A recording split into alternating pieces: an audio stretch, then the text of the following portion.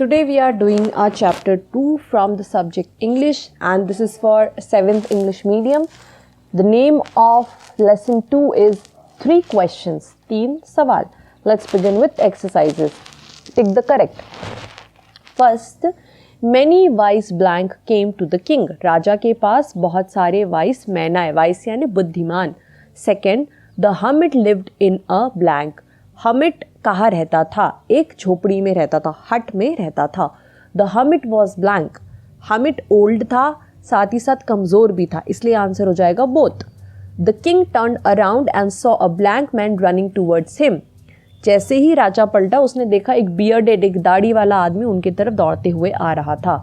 I beg you to answer my blank. उसने कहा कि मैं आपसे भीख मांगता हूँ कि मेरे क्वेश्चंस का जवाब दीजिए. Fill in the blanks.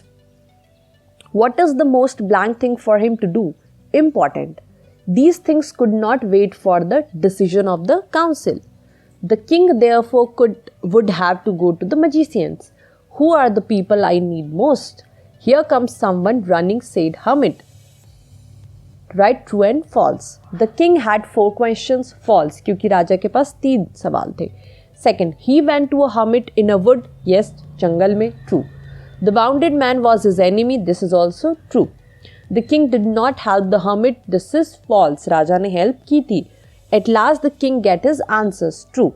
Now question answer. First, why did the king want to know the answer to his 3 questions? क्यों राजा अपने 3 questions का जवाब चाहता था? Answer. The king wanted the answers to his 3 questions so that he would never fail. ताकि वो life में कभी भी ना हारे. Second question is, what was the second question? What was the perfect answer to it? Second question क्या था?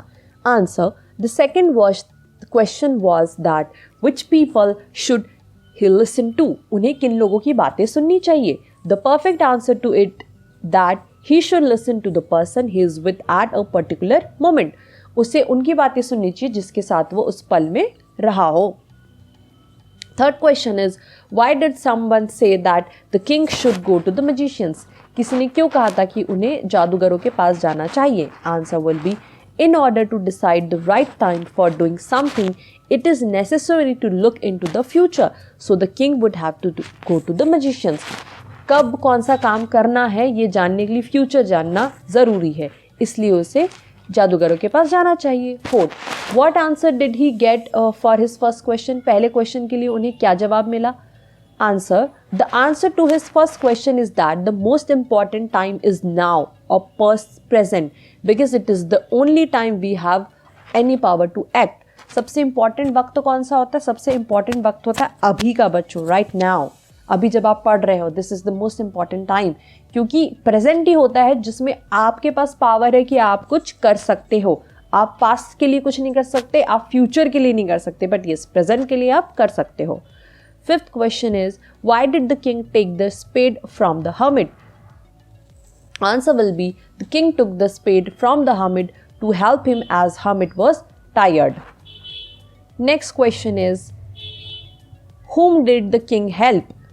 राजा ने किसकी हेल्प की थी? Answer will be, the king help the wounded man by dressing his wounds.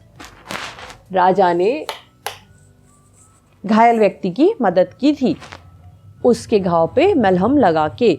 Next question is, why did the wounded man ask for the Kings forgiveness?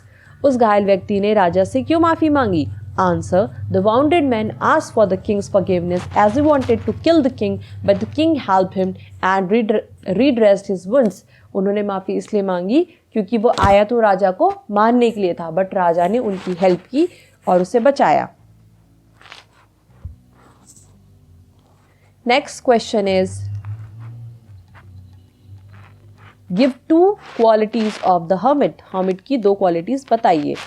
His 2 qualities are, first, he was very wise. Second, he was hardworking. पहला वह बहुत बुद्धिमान था, दूसरा वो बहुत ज़्यादा मेहनती था. Now, question number 9.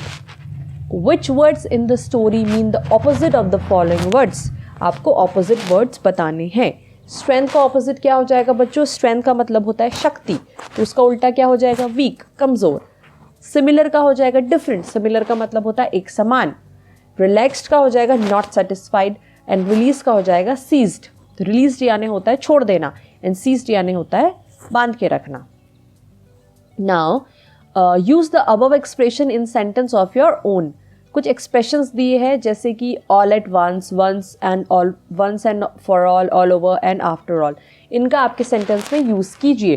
पहला, all at once an idea popped into her head. उसके दिमाग में एकदम से एक ख्याल आया, let's settle this matter once and for all.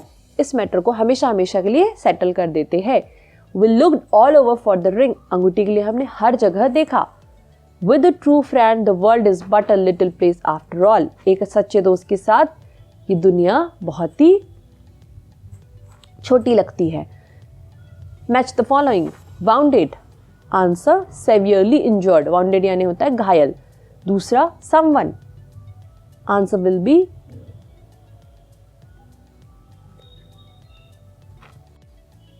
Someone हो जाएगा कोयल, फॉरगिव हो जाएगा पैडॉन, फेथफुल हो जाएगा small patches of ground for plants, and pity हो जाएगा फील सॉरी फॉर, बैड्स हो जाएगा got up from sleep, and return हो जाएगा गिव बैक।